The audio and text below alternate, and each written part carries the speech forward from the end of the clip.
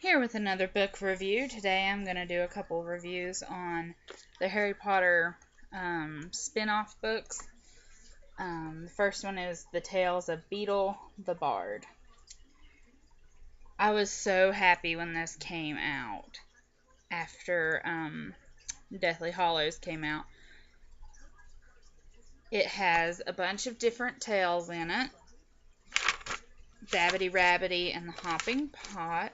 Oh, I'm sorry. Babbity Rabbity, The Wizard and the Hopping Pot, The Fountain of Fair Fortune, The Warlock's Hairy Heart, The Tale of the Three Brothers.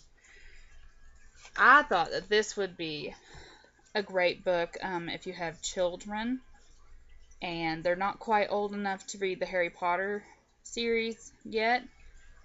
My son, who's 2, really enjoys The Hopping Pot. And there's a few pictures in the book. It's like fairy tales for wizards and witches.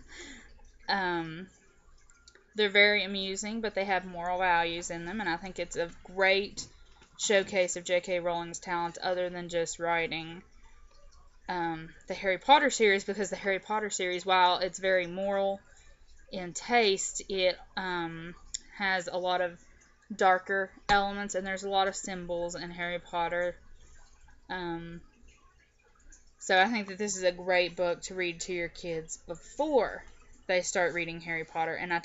And there has been news about maybe doing some spin-off movies of Harry Potter, and I'll get to that in a little bit. We will continue with Quidditch Through the Ages. I have the boxed set of those two by, I can't even say that, but his last name is Wisp. I thought that it was really humorous to read. I know everybody who loves Harry Potter loves the game Quidditch, most of them. And I really hope that they do a movie on this one as well.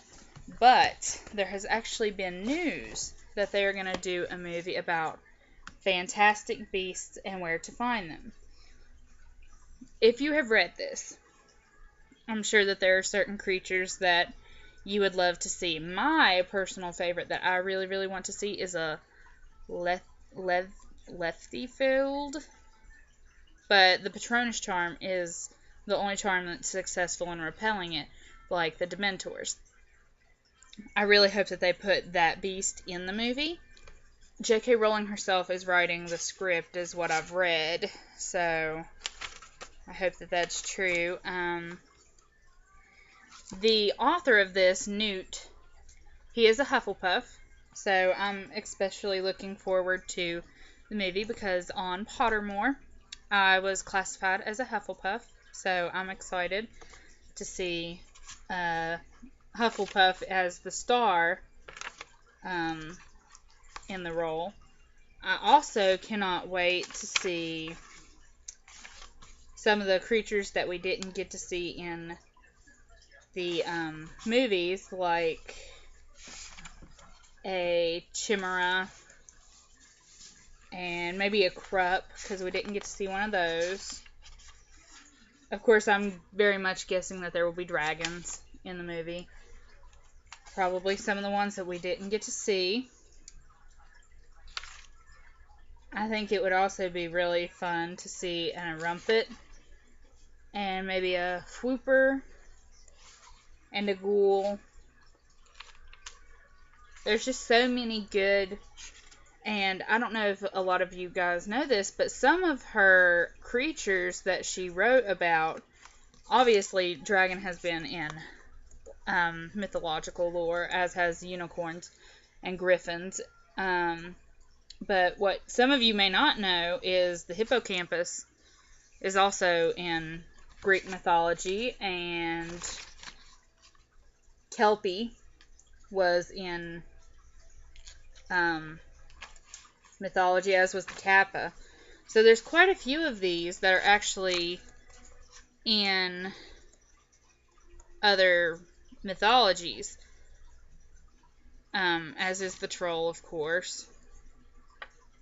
And I hope that we get to see some more of the winged horses, which I'm sure everybody remembers from the fourth one and the others, because we all saw an Abraxan, which was a giant palomino. They carried the Beaubuckins Academy to the Triwizard Cup, but we did not get to see another one. I can't pronounce it, and there is another one.